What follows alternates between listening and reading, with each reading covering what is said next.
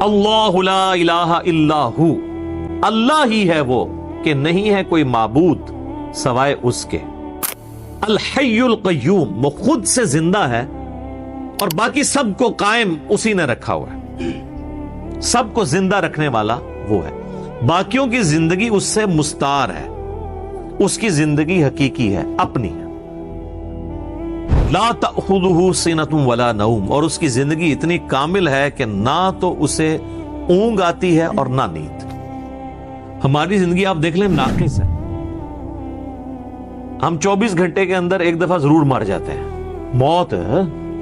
موت نیند کی بہن ہے نا، اسی لیے آپ دیکھیں آپ کو جو رات کو سونے کی دعا سکھائی گئی ہے صحیح بخاری میں، اللہم بسمک اموت و احیا، اور اللہم باسمک اموت و احیا، دونوں الفاظ درست ہیں، تیرے نام سے زندہ ہوتا ہوں اور مرتا ہوں۔ اور صحیح بخاری میں جو صبح اٹھنے کی دعا ہے وہ تو ہے ہی ہے، اس میں تو ڈائریکٹ کلیئر ہو گیا۔ یہاں تو پھر بھی کوئی کہہ سکتا ہے کہ ایمبیگوٹی ہے کہ یہ اس نیند کا بھی ذکر نہیں ہے، لیکن اس میں تو واضح ذکر ہے، الحمدللہ الذی احیانی بعد ما اماتنی، یا احیانا بعد ما اماتنا، جمع کے سیغے سے ہو، وَإِلَيْهِ النُّشُورُ، تمام تعریفیں اس ذات کے لیے جس نے ہمیں مرنے کے بعد دوبارہ زندہ کر لیا۔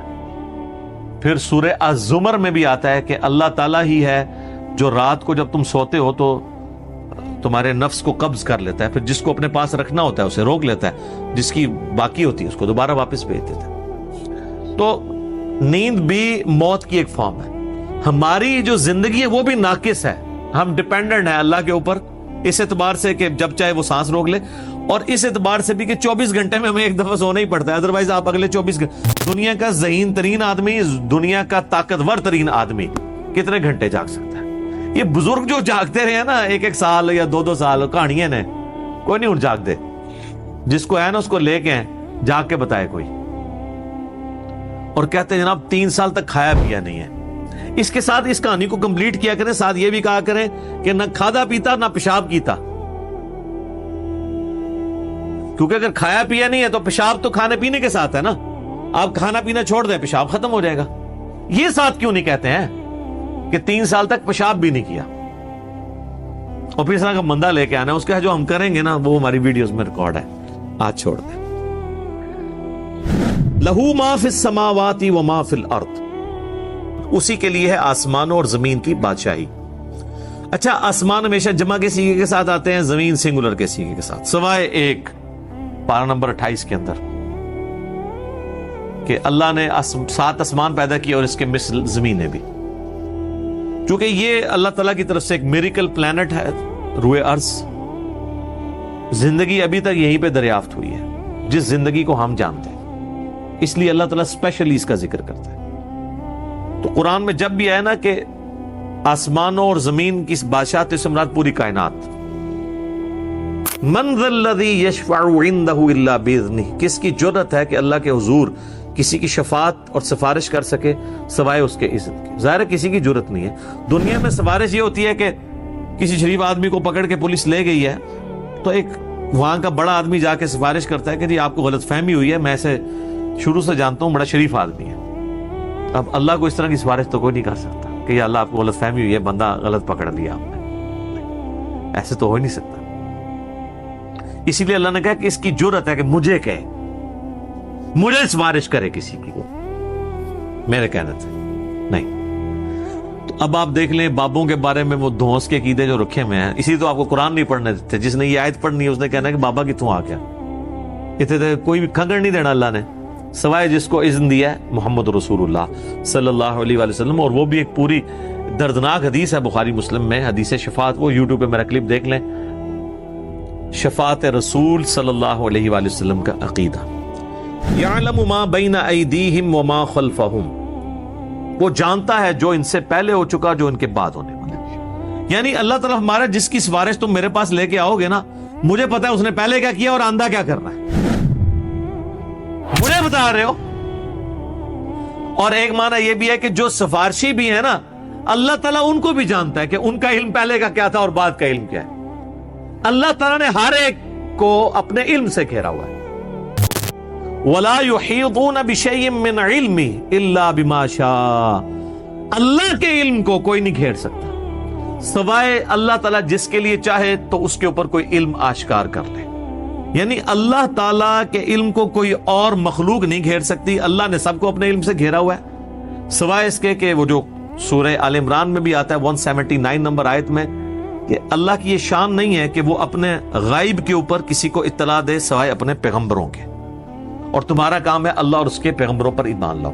پیغمبر وہ ہستی ہوتی ہے کہ جس کو اللہ تعالیٰ غیب کی خبریں دیتا ہے، غیب کا علم دیتا ہے اتنا جتنا اس کے لیے پسند فرماتا ہے. علم الغیب کے اوپر میرا مسئلہ نمبر 6A اور 6B آپ دیکھ سکتے ہیں، وہ ڈیٹیل ٹاپک ہے. تو جتنا جس کے لیے چاہتا ہے اللہ ظاہر فرماتا ہے، اور جس کے لیے نہیں چاہتا ظاہر نہیں فرماتا. اچھا، یہ اب بعض علم الغیب ایسے ہیں جو اللہ تعالیٰ نے انبیاء کرام کو دیے، اور بعض یہ ہیں جو ہمارے اعتبار سے وہ آپ سمجھ لیں ان سین علم ہے، لیکن جو کہ وہ فزیکل ورلڈ کے ساتھ تعلق رکھتے ہیں، اس لیے ہم اس کو علم الغیب کا لفظ تو نہیں بول سکتے، لیکن چھپے علوم ہیں. جیسے سائنٹیفک جو بڑے بڑے راز ہیں اس کائنات کے، وہ لوگوں نے دریافت کی. میگنیٹک فیلڈ کا دریافت کرنا، کمپاس بنا لینا. فیراڈے نے آج سے 200-300 سال پہلے ہی ہوا نا بجلی والا معاملہ. دنیا میں بجلی آئے ہوئے میکسیمم 150 سال گزرا ہے، اس سے پہلے بجلی نہیں تھی. تو ایک انسان پہ اللہ نے راز کھولا ہے نا کہ اگر کسی کنڈکٹر کو میگنیٹک فیلڈ کے اندر موو کیا جائے تو اس میں وولٹیج پیدا ہو جاتی ہے، ای ایم ایف انڈیوس ہو جاتی ہے. یہ فیراڈے کو اللہ نے راز سمجھا دیا نا. نیوٹن کو کئی ایک چیزیں باتیں سمجھا دی، آئنسٹائن کو سمجھا دی. تیل زمین سے نکل آیا، گھڑی بنا لی، اتنی ساری چیزیں ہیں، جہاز بنا لیے، جیٹ انجن بنا لیے. تو یہ اس کائنات کے راز اللہ تعالیٰ لوگوں پہ کھولتا ہے. وسع کرسیہ السماوات والارض، اسی کی کرسی نے آسمانوں اور زمین کو گھیرا ہوا ہے. ولا یؤودہ حفظہما، اور اللہ تعالیٰ کو زمین و آسمان کی حفاظت کرنا کوئی مشکل نہیں ہے، تھکا نہیں دیتی یہ چیز. وہو العلی العظیم، اور وہ بہت بلند ہے اور عظمت والا ہے. اچھا، یہاں کرسی عین ممکن ہے کہ کوئی فزیکل کرسی ایگزسٹ کرتی ہے، اور عین ممکن ہے کہ یہ بات محاورتاً ہو رہی ہے کہ اللہ تعالیٰ کی بادشاہت اس سے مراد ہو، کیونکہ قرآن میں کئی ایک چیزیں محاورتاً بھی استعمال ہوئی ہیں. اس کے اوپر یہ جو اہل حدیث کی طرف سے جہمی ہونے کا فتویٰ فوراً لگا دیتے ہیں، یہ غلط ہے. بعض جگہ وہ خود بھی تعویلات کر رہے ہوتے ہیں. جیسے سورہ قصص کے اینڈ پہ آتا ہے کہ ہر چیز کو فنا ہے سوائے اللہ کے چہرے کے. تو سارے اہل حدیثوں نے ترجمہ کیا ہے یہاں چہرے سے مراد اللہ کی ذات ہے، تو تعویل تو وہ بھی کر رہے ہیں. یا قیامت والے دن اللہ کے سائے کے سوا کوئی اور سایہ نہیں ہوگا، 7 لوگ اس سائے کے نیچے ہوں گے، بخاری مسلم میں آتا ہے. تو وہاں اہل حدیث بھی کہتے ہیں یہاں مراد عرش کا سایہ، اللہ کا سایہ مراد نہیں. تو اس طریقے سے اگر کوئی تعویل کرتا ہے اس طرح کے معاملات میں، جہاں پہ ممکن ہو، جہاں پہ ممکن نہ ہو وہاں پہ نہیں کرنی چاہیے. مولانا مودودی تو دونوں طرف گئے ہیں کہ عین ممکن ہے کرسی ہو، اور عین ممکن ہے کہ اس سے مراد ایک محاورتاً بات ہو کہ اللہ کی بادشاہی نے گھیر رکھا ہے ہر چیز کو. اور اس کی یعنی صرف اللہ تعالیٰ نے یہ بنا کے مخلوق چھوڑ نہیں دی، بلکہ اس کی حفاظت بھی اپنے ذمہ لی ہوئی ہے.